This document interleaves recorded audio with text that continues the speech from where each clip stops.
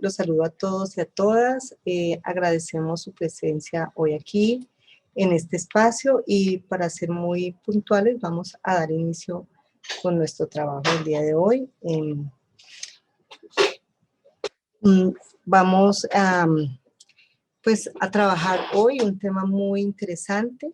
Sabemos que ha sido un tema que ha convocado a muchos de ustedes y desde la maestría de atención integral a la primera infancia y la especialización en desarrollo infantil y educación inicial, para nosotros es realmente importante poner en discusión estos puntos que son claves en todos los entornos educativos. Entonces, vamos a dar inicio. Que había saludado a Luz Adriana, pero de nuevo le agradezco su participación hoy aquí. Bueno, la conferencia que vamos a tener el gusto de escuchar tiene como tema actuación desde y con el cuerpo en el cuidado de la primera infancia. Como les había dicho, nuestra invitada es la especialista Luz Adriana Chávez. Luz Adriana Chávez es docente de la Universidad ICES y es docente de nuestra maestría y nuestra especialización. También es docente del pregrado. Es una psicóloga con maestría en estudios interculturales sobre la infancia, el desarrollo infantil y la juventud en la Universidad de Brunel, Reino Unido, con formación profesional en psicología clínica, teniendo la oportunidad de colaborar en la misma institución en la atención clínica a niños y niñas con dificultades profundas en el desarrollo y autismo. Su interés en el desarrollo humano lo ha podido abordar en escenarios educativos a través de trabajos investigativos y en la experiencia laboral, buscando comprender las implicaciones de las instituciones educativas y en particular del maestro en la organización psicológica de niños, niñas y jóvenes. El perfil de Luz Adriana es un perfil que para nosotros es realmente muy interesante, en tanto se combina la parte teórica, lo académico, con la intervención, que es un punto central, y en este caso una intervención que corresponde como a los dos escenarios, a lo clínico y a lo educativo. Desde allí es muy importante escuchar lo que hoy nos propone Luz Adriana, y de nuevo quisiera como preguntarte, aunque ya lo he hecho en otro momento, este tema que te convocó a tomar. Bueno, buenas noches. Pues es un tema que vengo trabajando a nivel laboral, pero también como a nivel personal. El trabajo con el cuerpo y el trabajo desde el cuerpo. Y en este momento, no mentiras, llevo ya un rato trabajándolo en el pregrado y en este momento en la maestría estamos trabajándolo en el curso en el que doy y estamos en proceso para pensarnos un otro curso en este sentido. En relación al nombre del tema, pues la idea es poder pensar este lugar de poner en escena, por eso la actuación, esta corporalidad de la maestra a la hora de trabajar con niños, ¿no? Voy a hacer la presentación, poner la presentación para que entonces me imagino que exacto, iniciemos.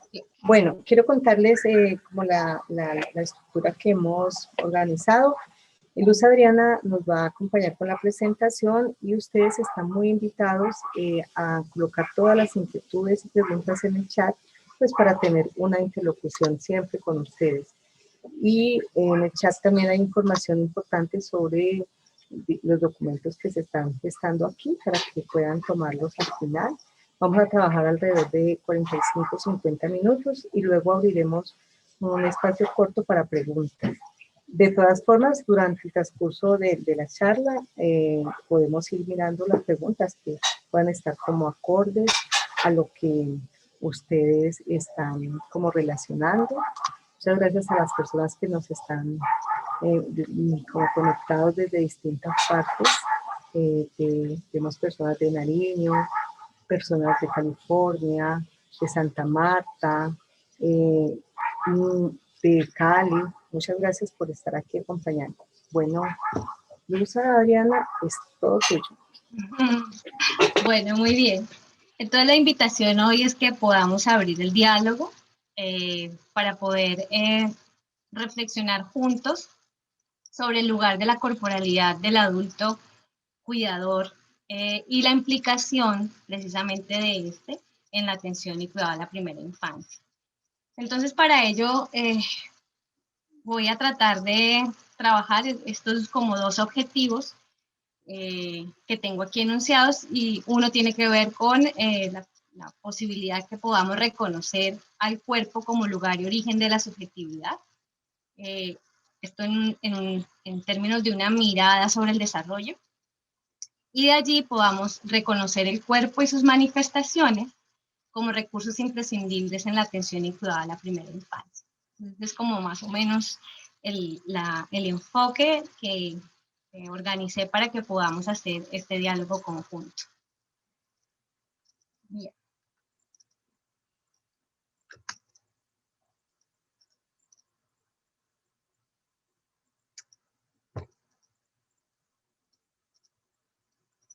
Entonces, bueno, vamos a empezar con el cuerpo como lugar y origen de la subjetividad. Y aquí la apuesta de una mirada que tenemos desde la maestría y particularmente desde el curso, que tiene que ver con el desarrollo del ser humano, ¿no? La mirada sobre el desarrollo del ser humano. Y para eso, entonces, me voy a servir de una metáfora, si se puede decir así, o con ayuda, pues, de la imagen y del arte, porque realmente, digamos, es una apuesta conceptual que no necesariamente es sencilla.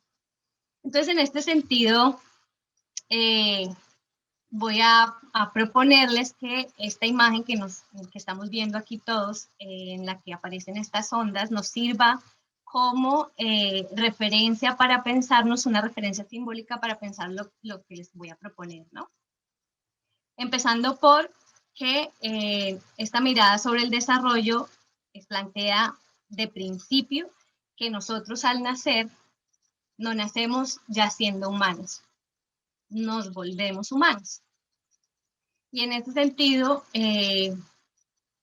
necesitamos o tenemos acceso a estas dimensiones que nos van a permitir ese tránsito hacia la humanización. La primera dimensión que vamos a mirar en la imagen como el lugar del agua, aquella que está presente allí previo a que llegue este nuevo ser, es la dimensión social. No es posible que existamos si no existe precisamente esos otros que nos dan la vida, ¿no? Entonces, en la imagen, quiero que podamos utilizarla, el agua como representación de lo social, aquello que acoge el entorno que recibe aquel ser que viene al mundo, ¿no? Quisiera entonces luego que pudiéramos situar que la primera onda que se hace en esta imagen de movimiento del agua es la dimensión biológica, es decir, al nacer en este mundo social, todos venimos con una condición física, biológica, y esta condición además trae consigo todo un legado genético. Venimos al mundo ya con unas condiciones que nos van a permitir abrirnos en el mundo humano. Una de ellas, para dar un ejemplo, para ponerlo concretamente, es cómo los bebés al nacer tienen una intención, y aquí intención me refiero no consciente, sino una búsqueda de estímulos sensoriales del orden de lo visual. Entonces las configuraciones del rostro y también sonoro de la voz humana son estímulos a los cuales el bebé está listo para buscar y recibir. Entonces esta es la primera onda que nos va a permitir precisamente un lugar donde se va a sentar, digamos, todo el desarrollo posterior que nos va a permitir la humanización. Y las ondas que seguirían, además pensando en que esto es algo que se va ampliando, y la imagen es muy linda en términos del movimiento que se va dando en esto que es el surgimiento del humano, es esa dimensión psicológica, que tiene que ver con esa experiencia de vivir en un entorno en el cual hay unos otros que me reciben, que me acogen, que me miran, que me hablan, que están allí para invitarme a experimentar y habitar el lugar al que llego, ¿no? Entonces, digamos que este es el punto de partida, una visión del ser humano y de su desarrollo. Luz Adriana, uno podría, en esta metáfora que pones y en esta imagen tan diciente, cuando pienso en lo social como toda esa agua que está allí cubriendo, donde las mismas ondas se hacen, es como el asidero de esa humanización. Sin lo social no va a ser posible que esos, digamos, los dispositivos con los que nacemos orgánicos, biológicos, lleguen a un buen término. No son suficientes para ser humanos, es lo que te entiendo. Sí, ese es un poco la luz, pero se requieren para que pueda como darse en escena esos procesos que el otro me va a ofertar. Cuando traes el ejemplo del reconocimiento, por ejemplo, del rostro, o cómo el rostro más bien conmueve al bebé, y él tiene una cierta tendencia a ir a mirar esas configuraciones del rostro, ese otro adulto que no tiene que saber esto, sí se siente convocado por un bebé que con sus ojos oculta al otro y empieza a ofertarle relación, a ofertarle sonrisas o nombres. Ese es un poco el contexto en el que estamos trabajando. Muy bien, exactamente, exactamente. Precisamente ese lugar del agua, como es ese entorno que acoge, mira que acoge las ondas que se forman, y sin el cual no habría lugar a esas ondas, ¿no? Y esa posibilidad de que en la primera onda hay un principio, pero un principio que no queda estático, sino que precisamente se mueve en esa, a mí me parece tan linda la metáfora del movimiento por lo que se va ampliando los círculos, se van ampliando y un poco de eso se trata el desarrollo humano, ¿no? Esa ampliación de esas posibilidades hacia lo humano desde las condiciones posibles que nos ofrece nuestra condición biológica, ¿no?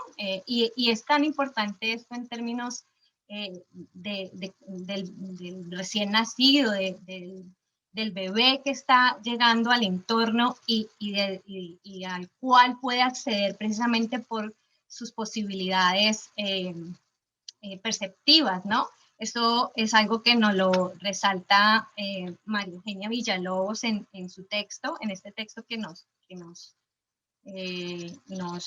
regala, porque nos ayuda digamos, identificar cómo en este movimiento de entrar al mundo del humano, él va a estar haciendo constantemente reorganizaciones, y en esas reorganizaciones va a poder ir constituyendo lo que vamos a llamar como conciencia. Y aquí vamos a tratar de situar que cuando hablamos de conciencia, estamos hablando de varios niveles de conciencia muy primarios, que en esa onda que nos permite pensar el movimiento se van a ir complejizando, y que en un principio ella lo llama a mí me parece hermoso porque nos sitúa, ¿no?, esta relación entre lo biológico y lo psicológico, de una conciencia biopsicológica, porque precisamente lo psicológico no es posible si no está apoyado en eso que es biológico, que hace parte de quienes somos, ¿no?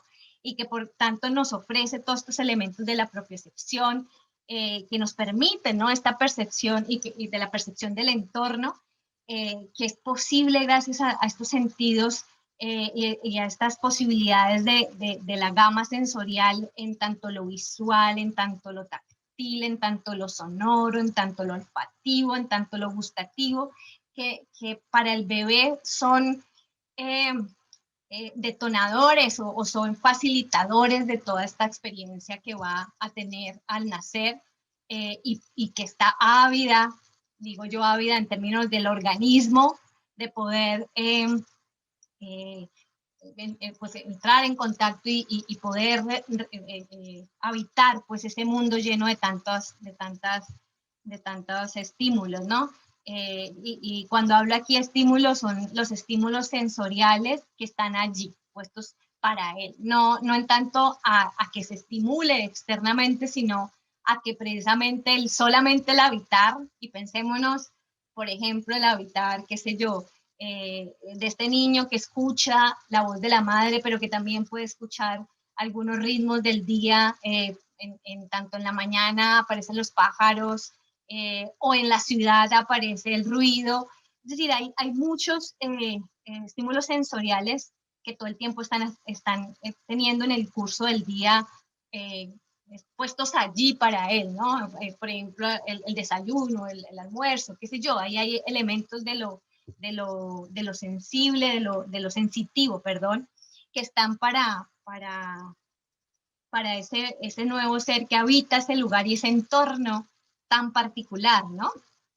Pero además de eso, está puesto en relación a estos contactos eh, de piel, estos contactos que también tienen un elemento lúdico de aquel que cuida, ¿no? De esa madre, podemos situarlo porque siempre pues hacemos la referencia directa a la madre, pero también de aquellos otros que hacen parte de ese entorno, un padre, un abuelo, que también le están dando tiempo a esa relación, a ese encuentro con ese ser, y que entonces de alguna forma van permitiendo una relación, pero más porque lo habla de manera tan hermosa en términos de esa danza, ¿no? Entre esos dos seres que se turnan, que buscan en ese movimiento de alternancia, acoplarse el uno con el otro en una sintonía, pues que si es posible, pues porque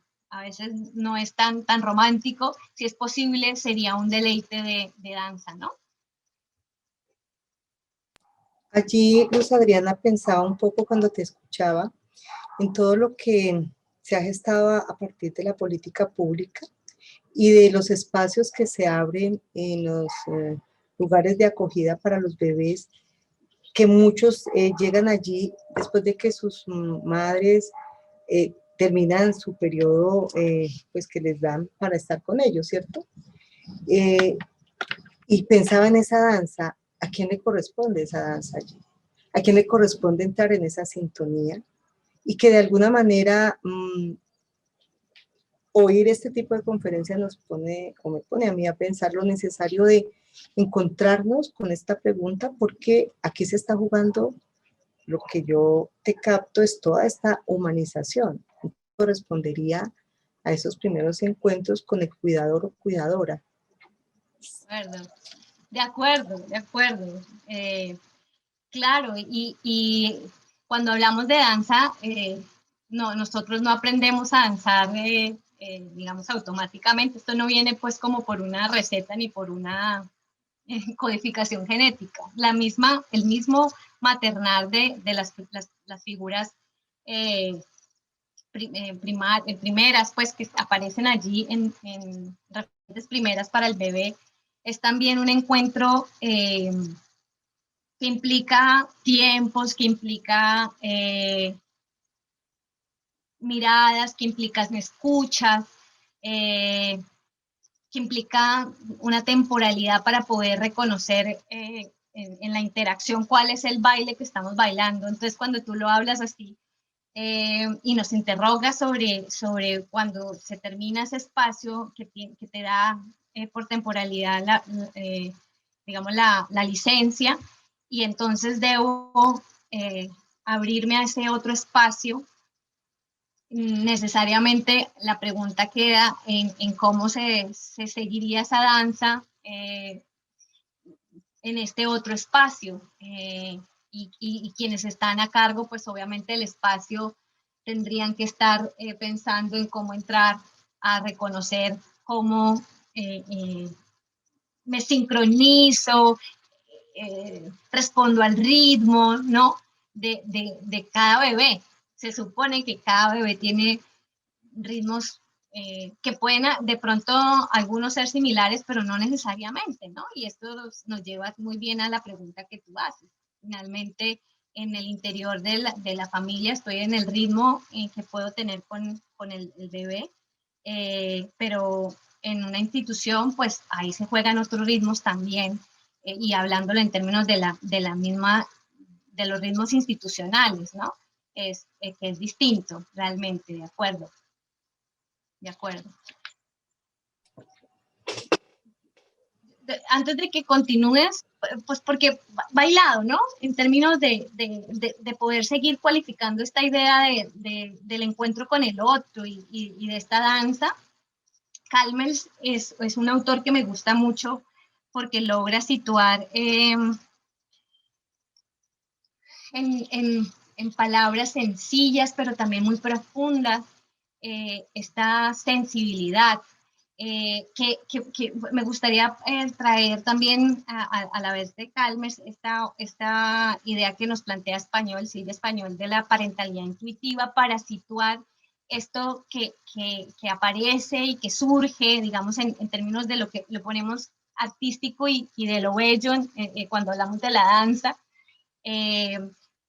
que surge desde un conocimiento que no opera necesariamente desde la racionalidad, sino que opera a partir de una construcción que tiene que ver con lo sensible, que tiene que ver con la construcción de cuerpo, pero de este cuerpo que ha mirado, que ha escuchado, que ha estado sensibilizado por las ofertas del entorno, y que por tanto entonces de alguna forma puede entregarse al otro, ¿no? Porque en esto de maternar hay una entrega, y los que hemos sido madres sabemos la implicancia de la entrega, ¿no? Entonces también hay una pregunta en relación a esa entrega que hacen las maestras, ¿no?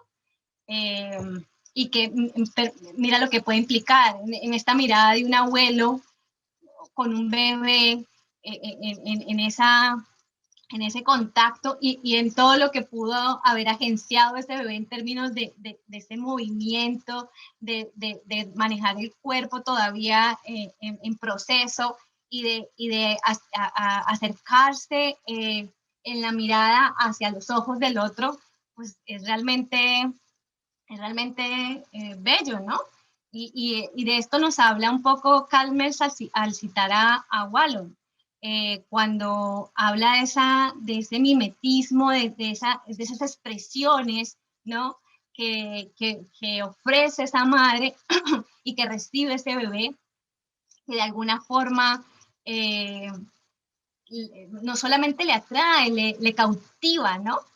Y que además se va pudiendo expandir, o se va pudiendo ampliar en ese círculo, en ese otro círculo que puede ser el familiar, o como lo planteas tú, en ese círculo al que van entrando esas maestras, ¿no? Sobre las cuales también ese niño va a tener una sensibilidad, ¿no?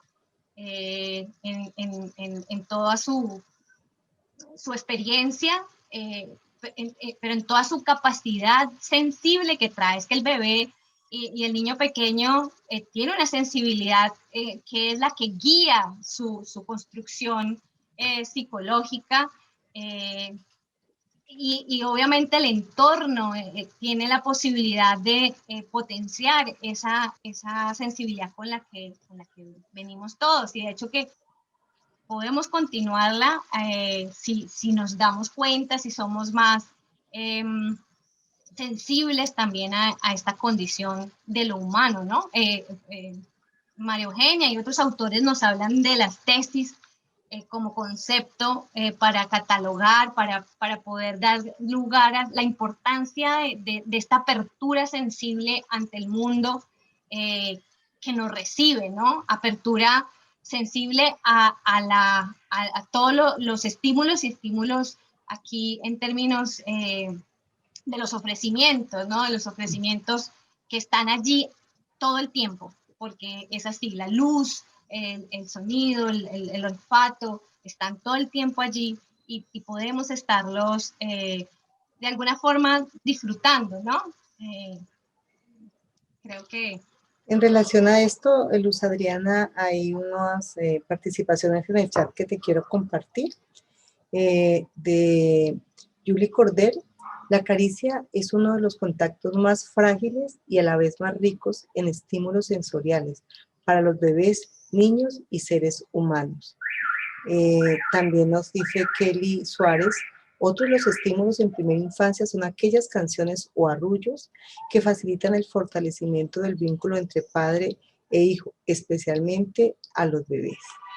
¿Sí? Entonces ahí vemos cómo vamos captando esto que tú nos quieres señalar como esa sensibilidad y eso que social y culturalmente aparece como ofertas al bebé. Y que podemos situarlo como desde las culturas pueden ser tan variadas, porque no es que entonces exista un manual para acariciar al bebé o que exista una sola forma de cantarle, sino como de alguna forma como adulto tengo unas expresiones que además me nacen intuitivamente en la relación que puedo tener con ese bebé.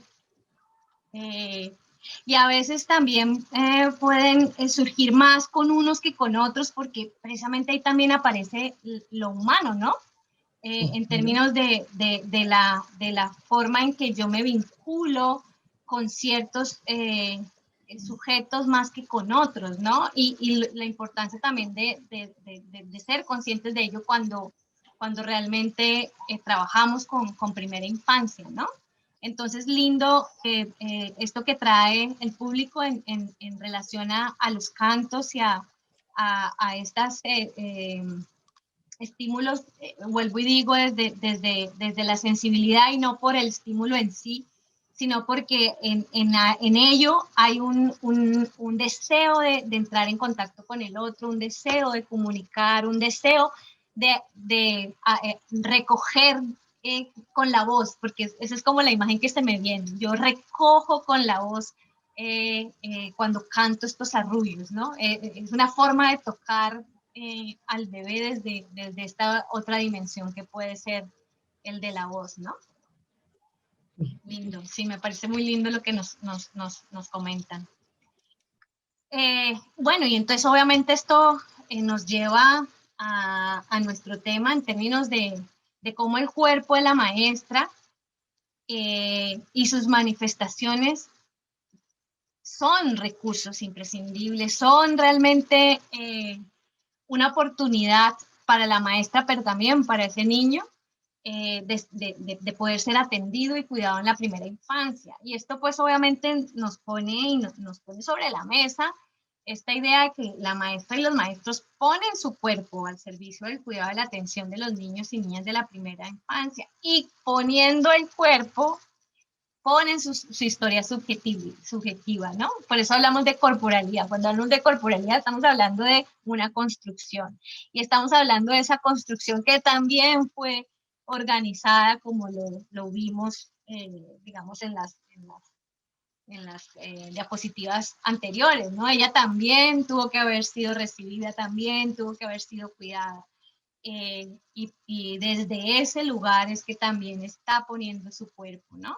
Que es algo que es importante pensar. Yo cuando llego como maestra a cuidar, no dejo mi subjetividad de lado. Ella está al servicio precisamente del cuidado con el otro, ¿no? Entonces esto nos tiene que dejar pensando también en cómo los niños y niñas de la primera infancia están sobre todo comprendiendo más, no necesariamente la palabra en todo su significado, pues precisamente porque todavía, digamos, está en el proceso de adquirir el lenguaje y entender el significado, sino que aprenden de la comunicación gestual que acompaña esa verbalización, ¿no? Muchas veces no nos damos cuenta de eso y le damos más importancia a en la explicación, por ejemplo. En los adultos tenemos una tendencia a explicar, pues porque para nosotros es así como nos satisfacemos, ¿no? Explíquemelo, por favor, dígame cómo es que usted lo entendió. Pero para los niños pequeños la explicación, digamos, se cuela en la comprensión. Más bien cómo está acompañada esa explicación es lo que a él le va a dar lugar a entender o comprender un poco más qué es lo que se le está pidiendo, qué es lo que se le está aprobando o qué es lo que se le está desaprobando, ¿no? Eso es supremamente importante tenerlo en cuenta.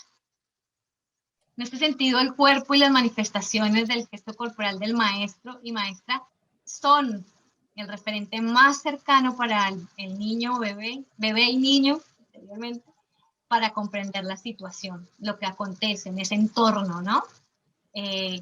Así que podemos estar pensándonos, ¿no? Esas cualidades de las que, por ejemplo, Calmels nos hace unas descripciones supremamente bellas al decir cómo en la mirada está puesta esa subjetividad, distinto al ver, ¿no? Él habla de esta diferencia entre el ver y el mirar. Y sitúa que en esa forma de mirar está apareciendo también esa forma de reconocer al otro. Lo mismo que la escucha, él habla del escuchar en lugar de oír.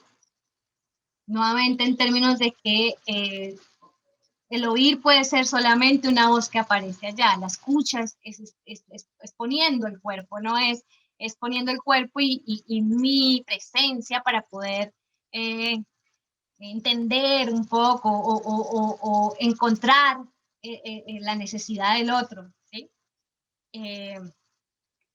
Y nos habla del rostro y la voz, pero antes de eso me pensaba un poco también en cómo desde un lugar, desde la institución, es posible a veces, es posible o no es posible tener esta mirada o esta escucha porque no hay tiempo para ello, ¿no? Es de pronto quedarnos en el ver y en el oír, más no en el escuchar y el mirar. Porque claramente demanda, ¿no? Demanda el estar presente y no, a veces nos pasa a las mamás mismas, ¿no? De que tengo que hacer cosas y tengo que, estoy pensando mil cosas y tengo al bebé acá. A veces también nos pasa eso, ¿no? Que estamos viendo y oyendo, pero no escuchando porque la presencia nuestra está puesta en otro lugar, ¿sí? En ese sentido, Luz Adriana, bueno, habla aquí una de nuestras participantes de que no es solo el cuerpo, sino también el cuerpo extendido, ¿sí? Yuri nos habla de nuevo de la mirada del movimiento para los niños como algo fundamental, porque permite crear un lenguaje cómplice e implícito con el docente. Entonces retomo esto y pienso un poco en lo que están nombrando, ¿cierto? Y es a veces en esta lógica escolarizada, en que ubicamos los niños en primera infancia, que no debería ser así, no hay el tiempo para la complicidad, para invertirlo en construir una relación, para jugar con la mantica que los tapa y sentir que no necesito que pase necesariamente por una planeación esto, sino que ahí está un poco eso intuitivo que tú traes. Y esto que es extender este juego de mi sentir a esa mirada del niño que hace una alternancia entre lo que quiere proponerme y lo que yo puedo sentir, como tú dices, ir más allá y no quedarme solo con lo de afuera. Y a veces en ese sentido interroga mucho y para nuestra maestría ha sido muy importante y creo que es el plus que intentamos poner y tú ahí estás poniendo toda tu fuerza en que pensemos que esta relación con el niño pequeño, desde donde la coloquemos, no pasa ajena a nuestro ser. Y si no nos enteramos de cómo en un momento dado esto otro que nos piden externo, pareciera que llega en primera escena, pienso en las ondas que tú colocas, digamos, eso que es parte de lo social, que se llama institución escuela, permea una institución que tendría que ser primaria, que es la de una familia extendida, y si bien es cierto la maestra es maestra, tiene un oficio aquí distinto de pronto a enseñar formalmente, porque aquí lo que está en juego sería el maternaje. De acuerdo. Entonces pensemos un poco esto que tiene mucho que ver con esto de la complicidad, ¿cierto? Que permite el vínculo, como de nuevo lo dice Julie, no es posible vínculo sin esta complicidad y esta posibilidad. De acuerdo, de acuerdo. Es complicado pensar que yo planifico cómo me voy a encontrar con el otro. Es decir, claro, puede haber un grado de organización, más tengo que dejar libre eso que se da en la espontaneidad del encuentro.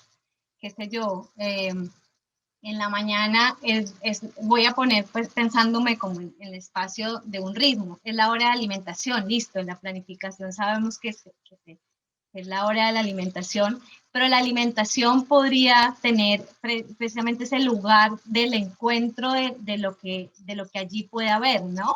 Y de lo que allí se puede suscitar en el sensible captar al bebé que esté pidiendo, que esté jugando, que está mirando o que está cantando, ¿cierto? Y cómo yo entro en esa relación con él en ese momento específico, ¿no? Que sería muy coartante, ¿no? El que tuviera un guión en el que desaparece el otro porque el guión es el que está dando la pauta, ¿cierto? Allí habría como lo veo y me suena como acartonamiento, pero no solamente eso, la imagen que se me viene es como oscuridad, como digamos que la luz se me va, ¿cierto? En esta escena de lo artístico, la luz se me va, ¿cierto? Y nos lo recuerda Calmes con su cita, ¿no? No existe una crianza descorporizada ni un aprendizaje descorporizado. Es decir, no puedo pensar que el aprendizaje se dé solamente por la funcionalidad del espacio-tiempo que se llama alimentación, ¿no? Entonces aprende a comer. Y entonces ahí aprendes porque hay una actividad muy funcional en donde el cuerpo, digamos que no desaparece en presencia concreta, ¿no? Pero sí desaparece en oportunidad de enganche sensible con ese otro, ¿no? Eh, de esa, ¿cómo podría uno decir? Como ese despliegue, ¿no? Ese despliegue y juego que nos lo ponía Villalobos en términos de danza, y que se pierde esa oportunidad y como lo hablábamos anteriormente, se pierde la oportunidad de seguir potenciando esto que traemos los seres humanos como una capacidad de ser sensibles al otro, a lo otro, aquello que está allí ofertándolo el medio, ¿no? Y el entorno. Eh, y sería muy triste que no se pudiera considerar, digamos, esta mirada, ¿no? Esta mirada ampliada. Uh-huh. De acuerdo, de acuerdo. Muy interesante lo que nos complementan. Ello nos debe llevar a pensar y bueno, esta es una pregunta, pero seguramente surgirán muchas otras, ¿no? ¿Cómo nos estamos preparando para ser maestras y maestros desde la actuación, desde y con el cuerpo, ¿no? Cómo de alguna forma tenemos en cuenta ciertos aspectos que nos permitirían aprovechar mucho más estos recursos que tenemos todos como seres humanos al también tener esta disposición de corporalidad con la que siempre portamos, ¿no? Entonces, la idea de trabajar, digamos, estas dimensiones que serían muy enriquecedoras para el trabajo con la primera infancia, en términos de esto que puede ser la conciencia corporal. Y conciencia corporal como adulto, de poder reconocer toda esta historia y las influencias que ha tenido ha tenido mi historia, por ejemplo, las instituciones, pensando en una escuela, en una universidad, la misma economía nos hace pedidos a la construcción de nuestra subjetividad y nuestra corporalidad.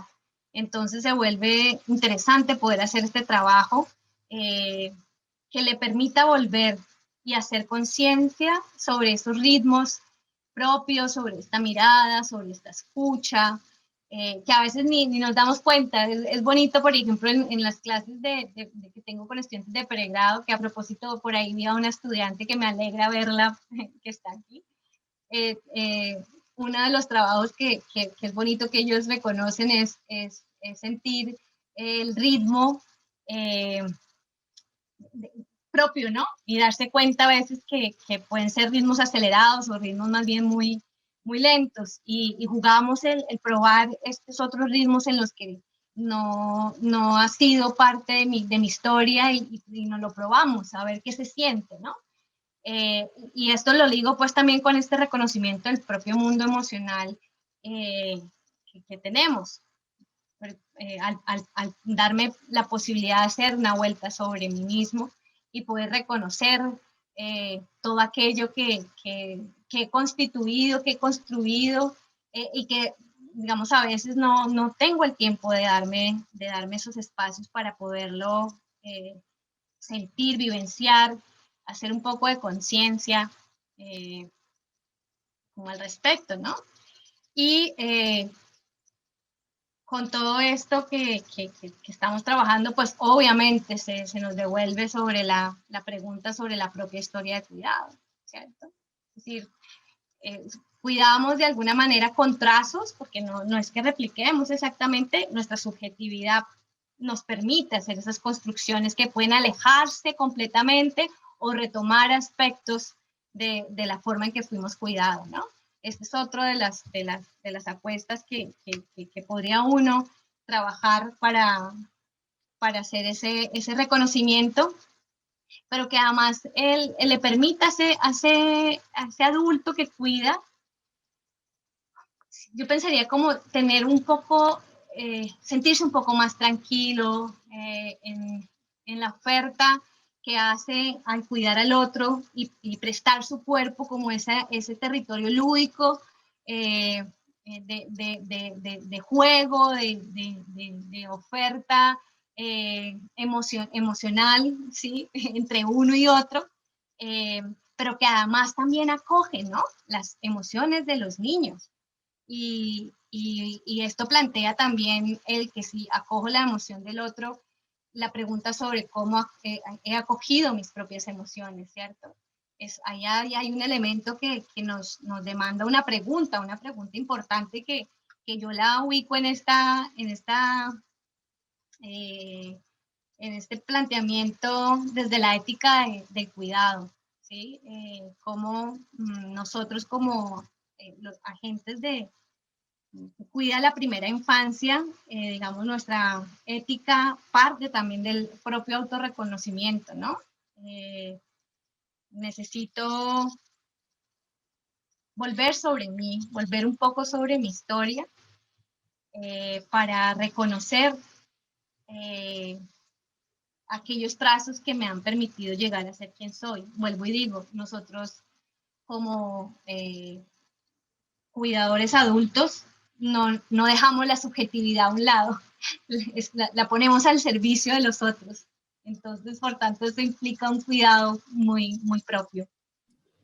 En ese sentido, Luz Adriana pensaba en algo que uno como psicólogo educativo tiene, digamos, como un precepto en los colegios, y estoy hablando de preescolar y primaria, pero que ahora uno extiende y mira hacia atrás a primera infancia, y es el administrativo, la persona que dirige, el coordinador, tiene que pensarse cómo ayudar a que se favorezcan estas posibilidades en el maestro o en la maestra en primera infancia, porque sabemos que no es posible escuchar los niños o los adolescentes si este maestro no es escuchado a su vez por quien lo coordina o lo dirige.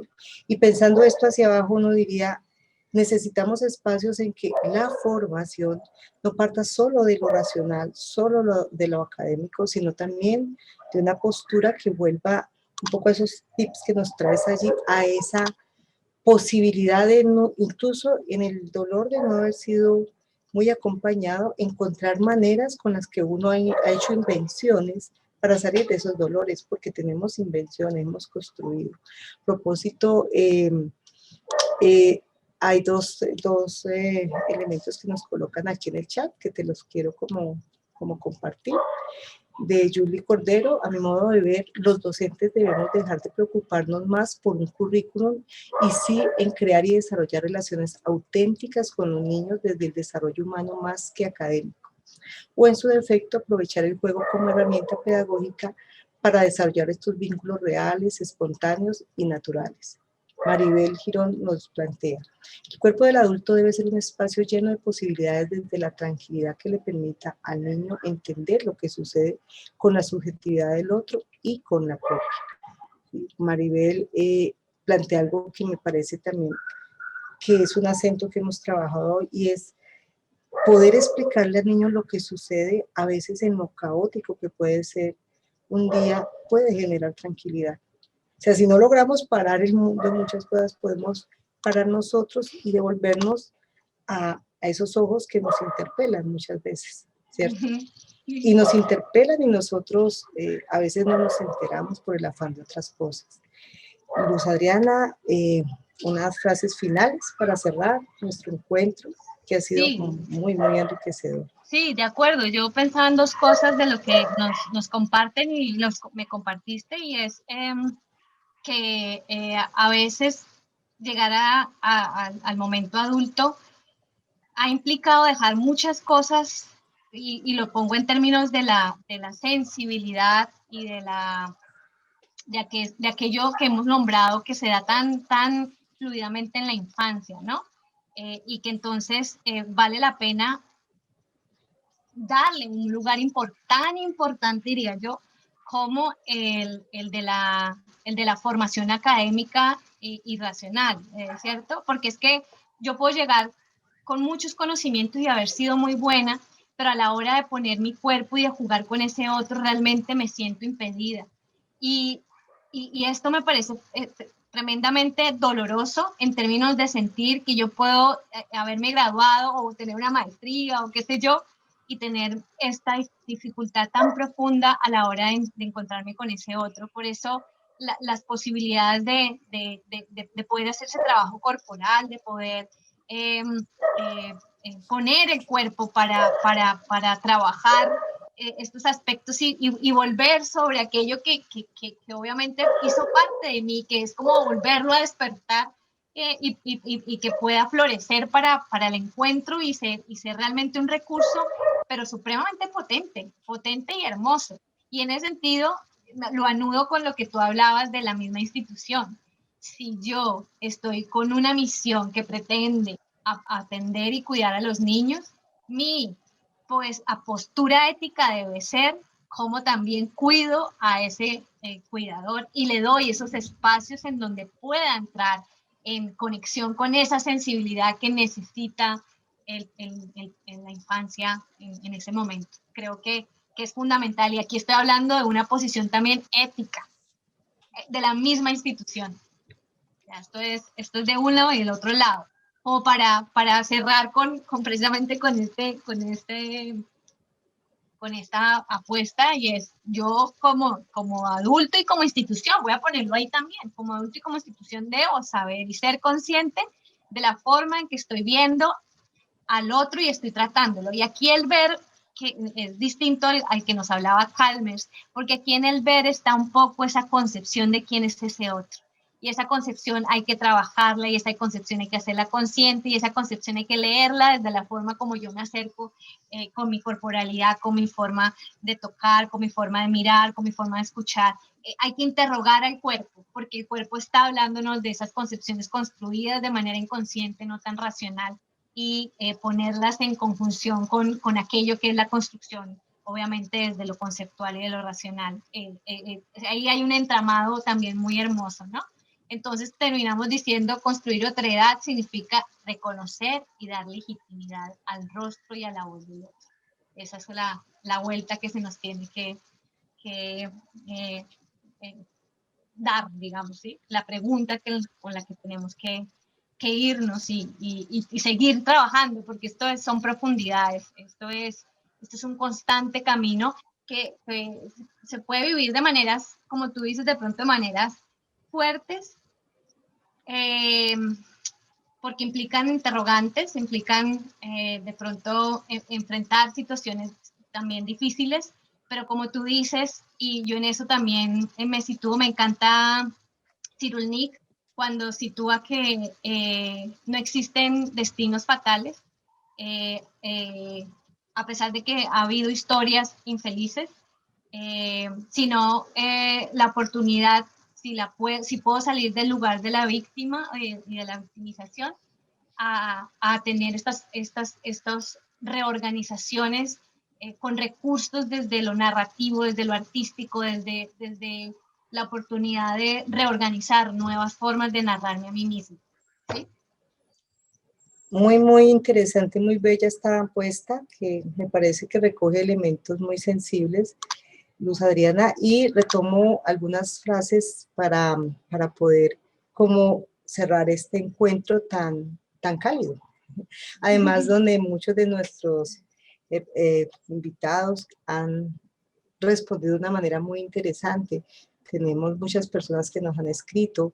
Está Diana Carolina Mora, está Rosa Delgado, está Francisco, y de alguna manera pues trato de recoger un poco lo que nos están planteando, ¿sí?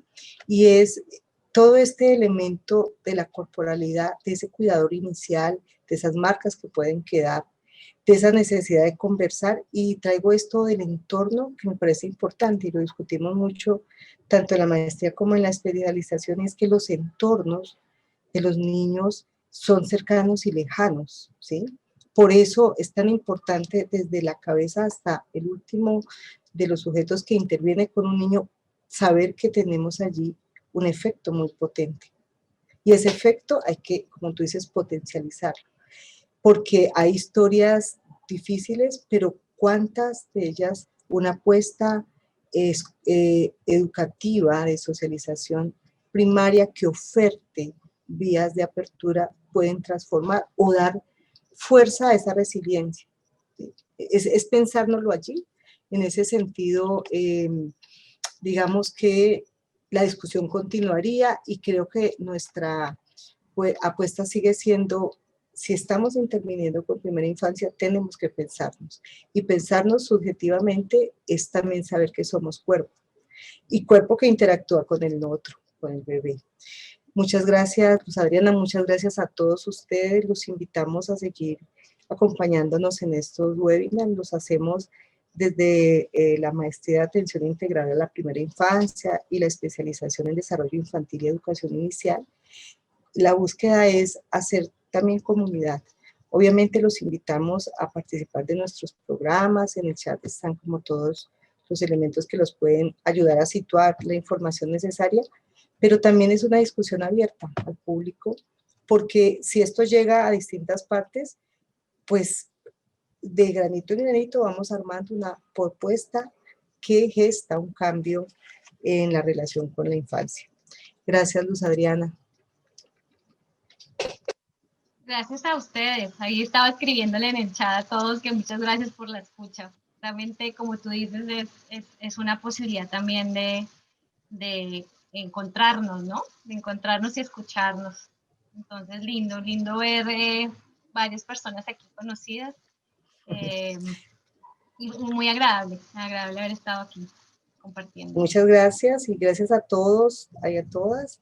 Y bueno, allí les dejamos un poco la información también para que recuperen la presentación, algunas de las referencias a los textos, y bueno, la idea es que podamos seguir aportando y acompañando. Que estén muy bien. Gracias de nuevo, Luz, hasta luego.